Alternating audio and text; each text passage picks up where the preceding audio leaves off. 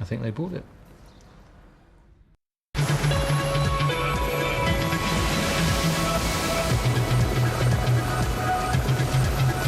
This is BBC One.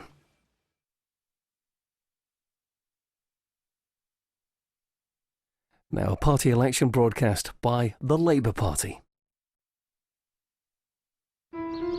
All across the country, millions of families are waking up to a Britain in which they find it harder to get on. Whilst the government keeps telling people everything is fixed, many are finding that hard work no longer stops the pound in their pocket getting smaller, or the bills getting harder to afford. Under David Cameron, gas and electricity bills have increased by more than £300 for an average family, whilst the energy companies are making huge profits.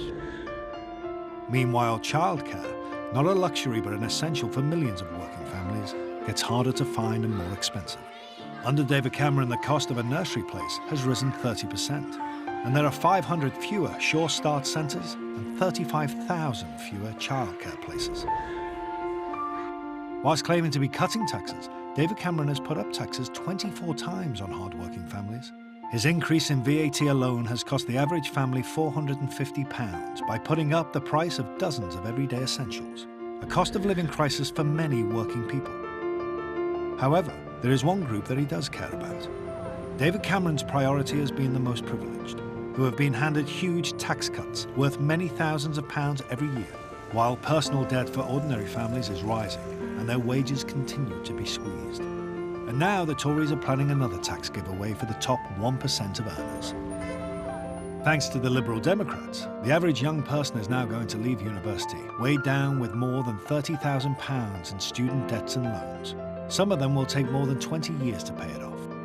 That's a lifetime of debt before they have even started work. And all because the Liberal Democrats wouldn't keep their promises. Or because every day Nick Clegg is propping up a Tory government. No wonder young people are finding it harder than ever to get on the housing ladder. Under David Cameron and Nick Clegg, the average working person is a shocking £1,600 worse off a year. Dealing with this government's cost of living crisis has never been so important. Britain can do much better than this.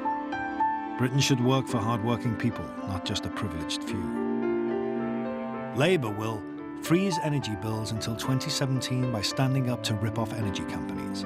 Provide 25 hours free childcare a week for working parents with 3- and 4-year-olds. Tax bankers' bonuses and put every young person who has been out of work for a year into a job. Get 200,000 family homes built each year. Labour. Hard-working Britain better off.